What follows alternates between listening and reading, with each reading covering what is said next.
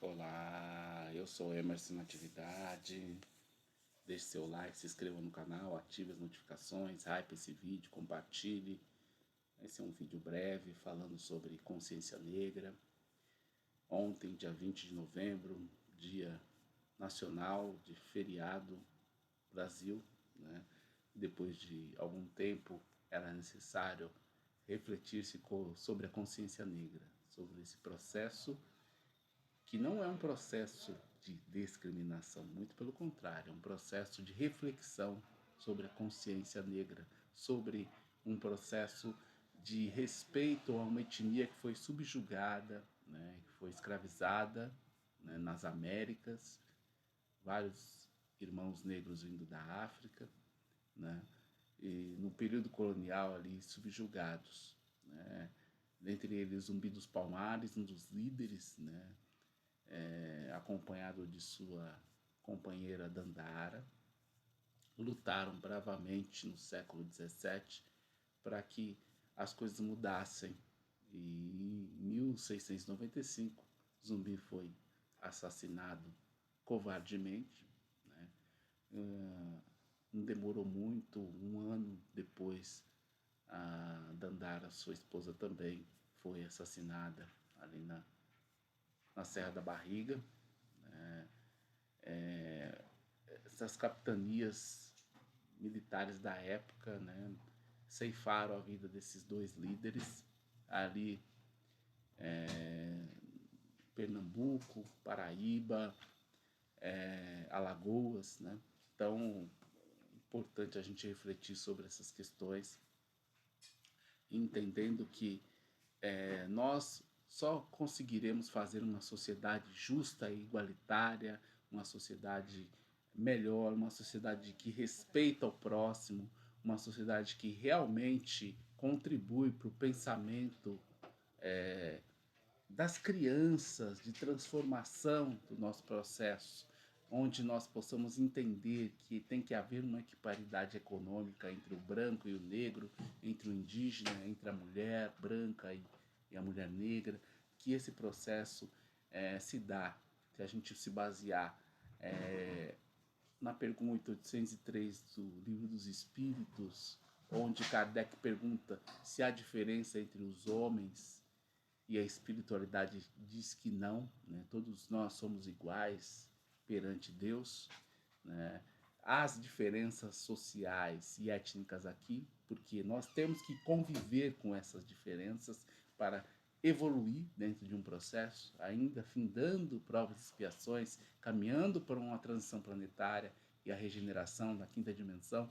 Nós ainda temos que passar por isso, onde em algum momento, quando estivermos evoluídos, nós vamos perceber que não vai existir um parâmetro de raça ou diferenças de raças, e sim pensamentos, né, equânimes dentro de um processo ali construído. Então nós precisamos chegar a esse ponto de construir, de parar com falso moralismo e entender as leis naturais, entender a moralidade natural da vida, né, dentro desse processo. Então essas reflexões elas têm que ficar, né?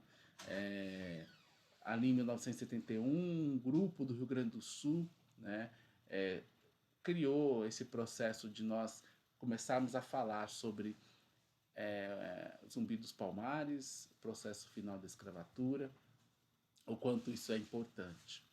E desde então, em 95, o estado de Alagoas nos trouxe, né, um feriado, né, sobre a consciência negra. Ali se iniciou todo um processo que hoje, em 2025, a gente percebe que todo o país adere, né? Porque antes estados aderiam ao feriado, outros estados não, né? Então ainda há uma falta de conhecimento histórico que a gente precisa ter para entender por que existe feriado X e feriado Y, que nada é em detrimento de uma etnia ou outra, né? Tudo tem a ver com o processo que nós estamos vivendo, né? E vivemos ainda um processo de racismo estrutural, institucional, onde nós percebemos que economicamente o homem negro ganha menos do que o homem branco, por uma questão de quem construiu a sociedade, quem estruturou a sociedade, né? Então, isso precisa ser discutido, equiparado, né? A gente precisa começar essa conscientização social e étnica em casa, os pais e mães com os filhos, né? E não exigir que o professor inicie esse processo na escola, como a gente vê, né? A delegação da educação para o professor e não em casa. O pai e a mãe são responsáveis dos 0 aos 7 anos ali, e é primordial essa presença, por mais que a gente entenda que ambos têm que trabalhar, mas é importante essa preocupação com aquele indivíduo que está sendo formado, que ele, pai, ele, mãe, não sabe ainda, ela, mãe, não sabe ainda a magnitude daquele espírito, independente de onde esteja vivendo, né, possa ir, né, pode ser que nasça numa periferia e chegue a uma presidência da República, a um cargo importante e auxilie o processo de mudança, de transformação social, que é fundamental para que a gente entenda que todos nós somos iguais e que todos nós temos direitos, deveres, que todos nós temos que entender que o que nós queremos com o sistema carcerário, quando nós não damos a oportunidade a um ex-presidiário, nós queremos que se perpetue esse processo, que aquele que sai de lá continue praticando crimes ou que ele se recupere socialmente. Porque se a gente quer que ele se recupere socialmente, nós temos que começar a pensar nisso e dar oportunidades ao ex-presidiário. Se a gente não pensar nisso, as coisas vão começar a gente a pagar para alguém que dá despesa e reclamar, né? E aí vai ficar uma reclamação, uma linguagem vazia dentro de um processo, dentro de um sistema que teria que ter reparação, né?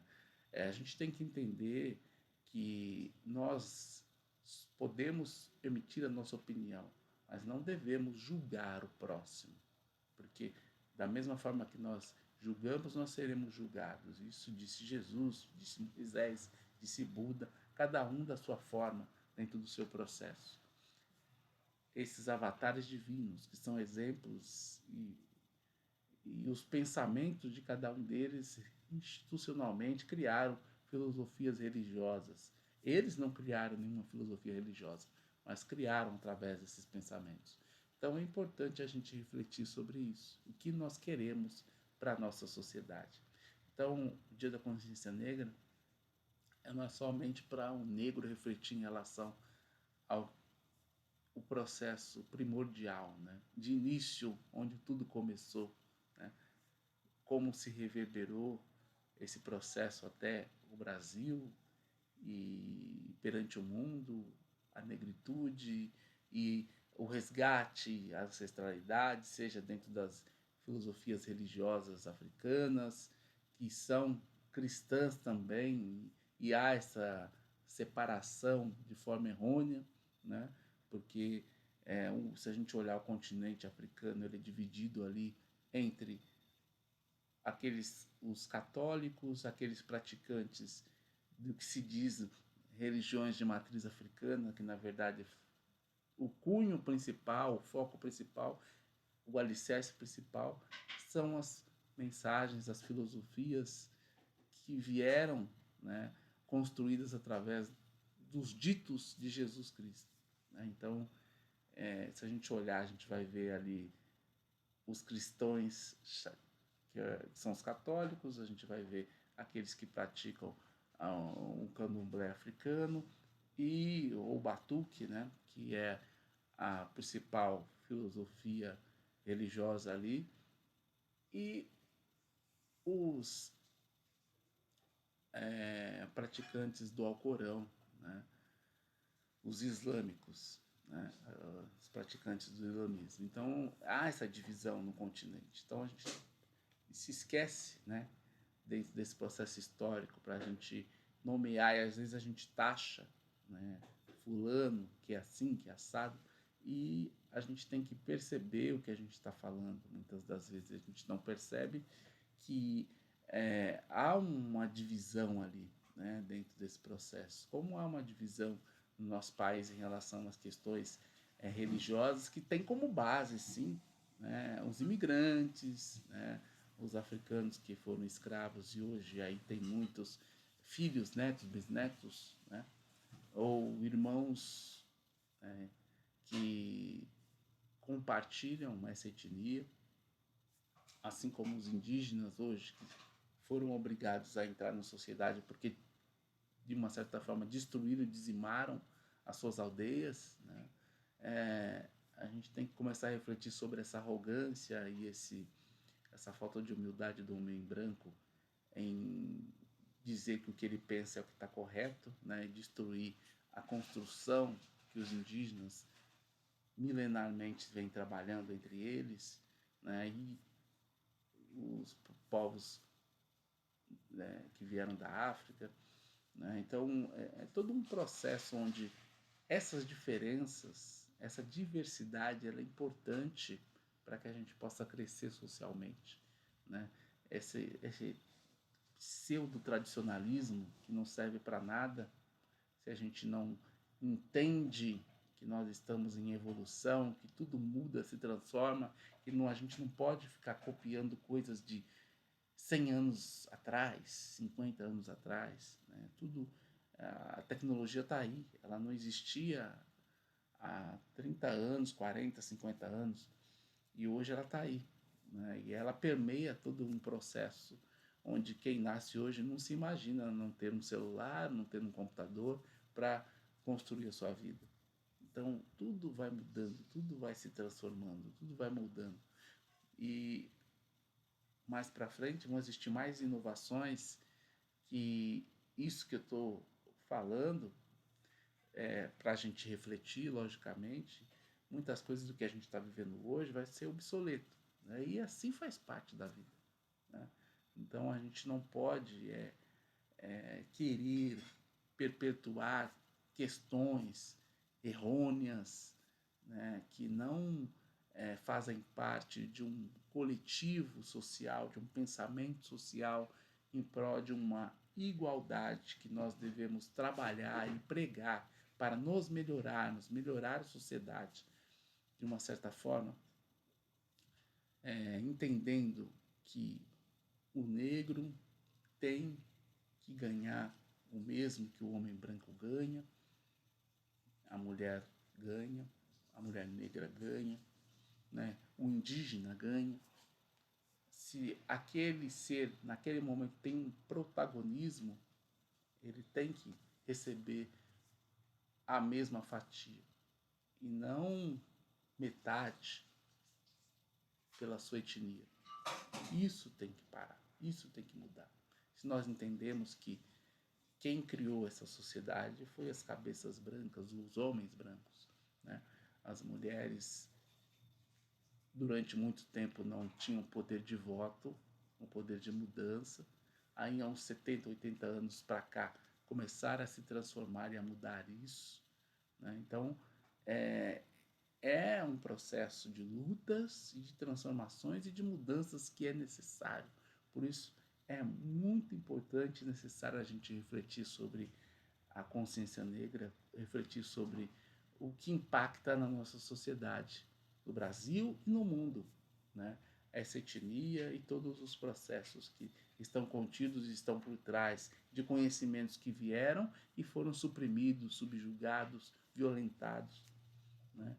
Então é muito sério o que a gente tem a refletir sobre, entendendo que antes o negro era um objeto, né, perante o seu senhor feudal, o seu fazendeiro, né, a sua sinhá, e hoje é um ser humano, né, socialmente falando, aí buscando dentro de um processo injusto, socialmente falando, porque ele não participou dessa construção, tentando se inserir, tentando sobreviver em relação à sociedade.